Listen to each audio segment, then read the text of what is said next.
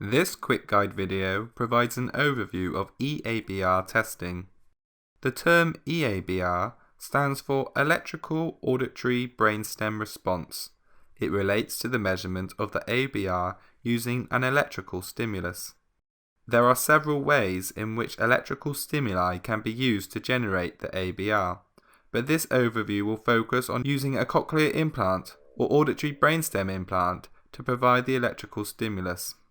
By using an implantable device to trigger the ABR, the clinician is able to acquire a significant amount of information regarding how the device is working for each individual patient. Firstly, just like traditional ABR, eABR can be used to test the integrity of the neural pathway, which is not part of the classic neural response telemetry or NRT test. Post-surgery, the eABR can be used to determine the electrical threshold for younger patients when subjective listening testing is not possible or difficult to perform. eABR is also used to determine if a single electrode band has broken, for example, if the patient has had an accident and has been hit on the head. Standard ABR surface electrodes are usually sufficient for acquiring eABR recordings. A 3-electrode montage is preferred. Note that the montage for eABR is similar to a traditional ABR electrode montage, but with the exception to the reference electrode, it is recommended to place the reference electrode on the contralateral side of the implant to minimize the high electrical artifact which can be generated. As the electrical stimuli are being generated by the implant itself, traditional transducers are not required. Instead, a trigger cable is connected between the eclipse and the cochlear implant stimulator. Different trigger cables are present depending on the manufacturer of the implant. Therefore, it is essential that the correct trigger cable has been attached.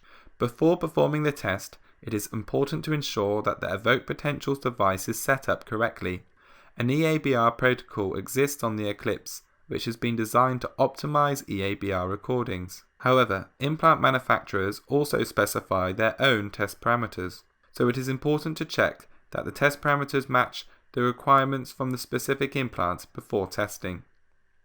Once recorded, the eABR will look something like this. Notice that the wave 5 is clearly visible and looks similar to that seen in traditional ABR. However, there are some characteristics of the eABR which you should be aware of. Firstly, wave 1 and wave 2 are often not observed. Secondly, the latencies of the eABRs are often shorter than traditional ABRs because the electrical stimulus directly activates the neural pathway. Lastly, wave 5 latencies obtained from eABR recordings are not associated with a latency shift with decreasing loudness, as seen in traditional ABR.